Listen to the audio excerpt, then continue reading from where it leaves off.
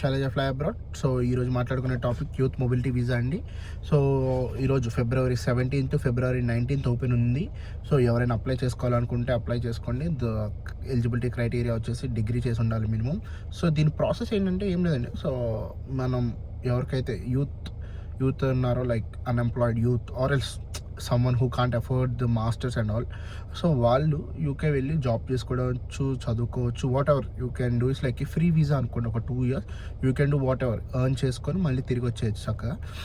So దీంట్లో ఉన్న major minus back drop ఏంటంటే, మీరు అక్కడికి వెళ్ళినాక 2 years ఉండి తిరిగి వచ్చేయాల్సి ఉంటుంది. వచ్చినాకే మీరు ఏదైనా వీసా స్విచ్ చేసుకోవాలి. సో అలా స్విచ్ చేసుకున్న స్టూడెంట్ ఉస్మా అని మన ప్రొఫైల్లో ఉన్నాడు, మీరు ఒకసారి చూడండి.